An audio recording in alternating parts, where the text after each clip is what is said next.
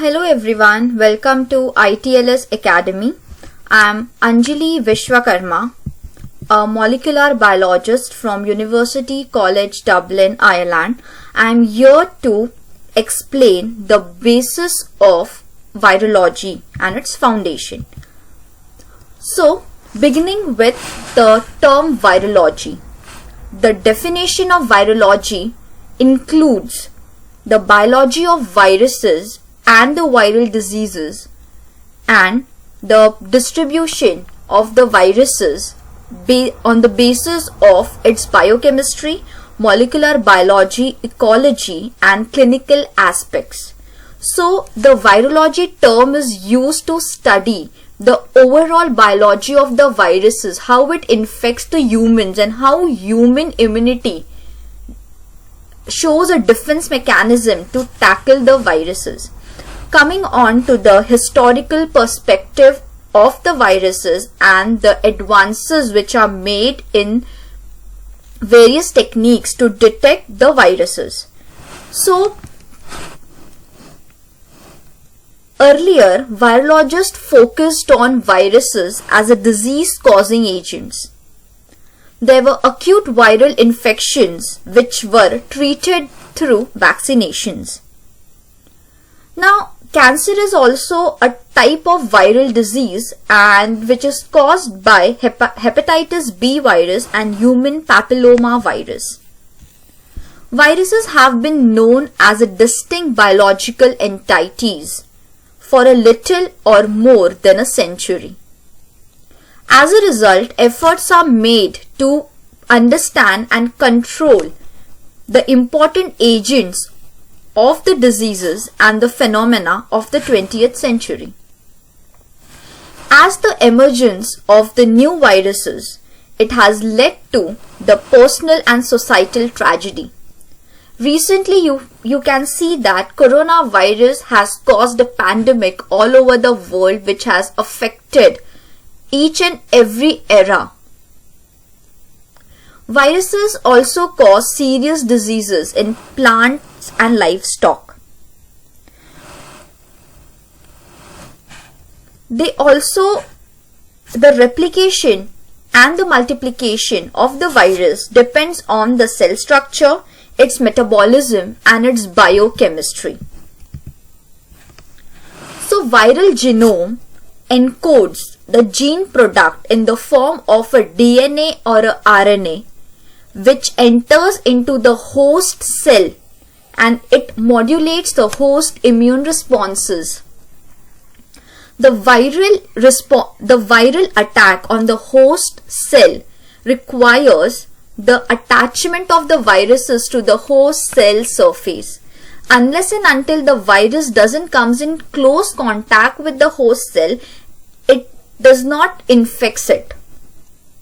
So the viral responses is immunopathological, means it elicites the immune responses. There is elicitation of immune cells like T cells, B cells, macrophages in order to tackle and destroy the viruses. So interaction between the viruses and cells have revealed many aspects of immunity. It has led us to know how a virus multiplies and introduces its genetic material, and through this advances, now it is possible to make vaccinations.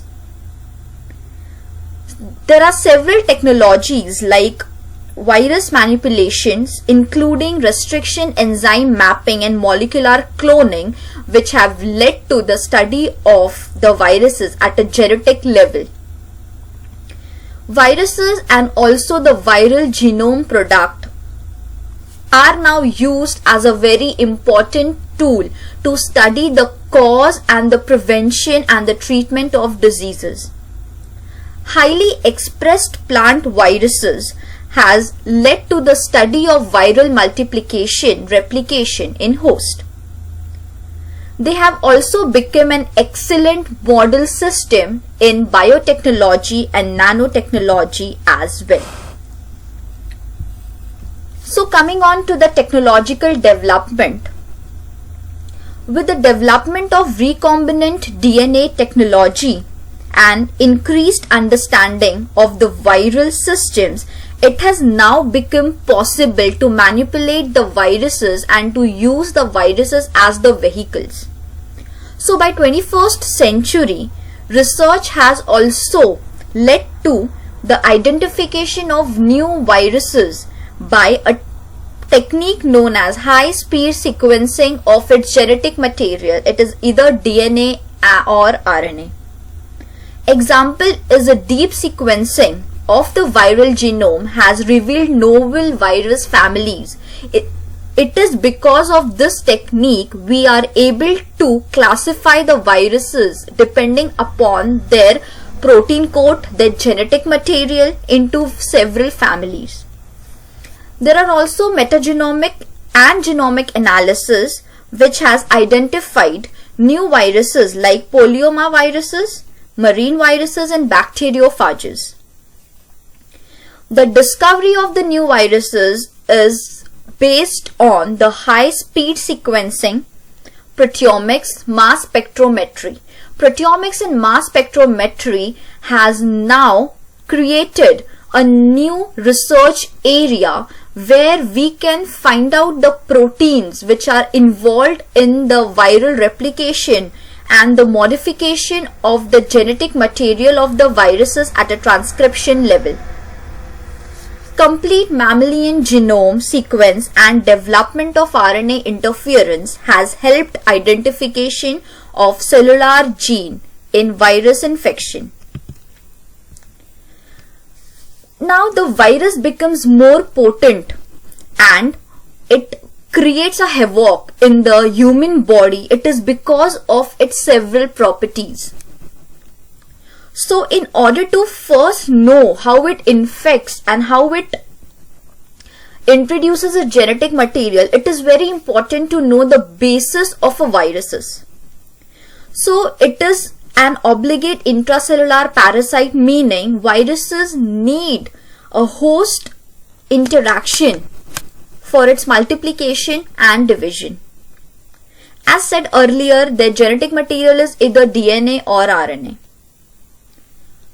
So when a virus comes in contact with the host, it introduces its genetic material into the host genetic material, and by using the host machinery like the host metabolic products, it replicates and it synthesizes the viral components. In this way, the progeny infectious virus particles, which are known as virions, they are formed within the host cell.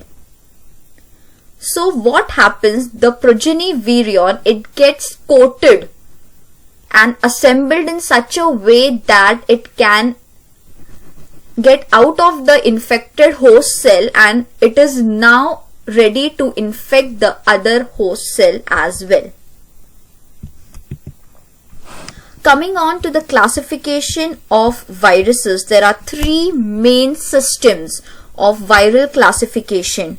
First is the classical system, second is the classification by genome type, and third is the Baltimore classification system. So in classical system, the classification of the viruses into different families, it depends upon four characteristics. First is the nature of the nucleic acid which is present in the virion, which can be either DNA or RNA. Second is the symmetry of the protein shell, which is an important part of the virus, that is termed as capsid. Third is the presence or absence of a lipid membrane, that is the envelope that a virus possesses. And fourth is the dimension of the virion and the capsid, like its size, the shape, etc. So genomics have led to the understanding of the virus particles at a genetic level, and also it has led to the classification of viruses into the family and the members of the family. So according to ICTV, that is International Committee on Taxonomy of Viruses, in 2005, they isolated 40,000 viruses from bacteria, plants and animals and assigned on the basis of the classical system into 3 orders, 73 families, 9 subfamilies, 287 genera and 1950 different species. Now coming on to the classification by the genome type. There are 7 genome types for all families of the viruses. Depending upon the genome type, whether it is positive stranded DNA, positive stranded RNA or negative stranded DNA or RNA, the viruses are classified accordingly into different families. They can be either single stranded having RNA as the genetic material, it is an example. Then comes to the Baltimore classification. Now, with the advent of the molecular biology and various sequencing techniques, the viruses are now able to be classified on the basis of the viral genome expression by the study of various metabolic and signaling pathways.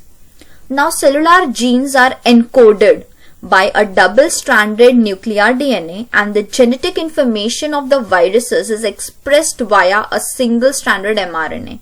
So, it is a basic molecular biology process that a DNA gets transcribed into RNA and the RNA gets translated into protein and the protein thereby helps in the formation of various components of the viruses and also in the assembly of those components.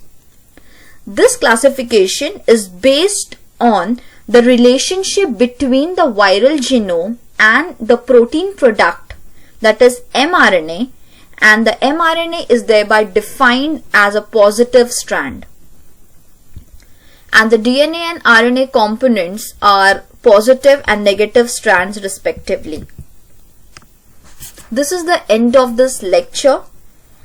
My other video is on the infectious cycle, how the virus gets infected into the host and what are the further processes that can be carried out that a virus carries in order to infect the host cell and to elicit the immune response. You can follow our academy on Instagram, Facebook, Twitter. Thank you. Have a nice day.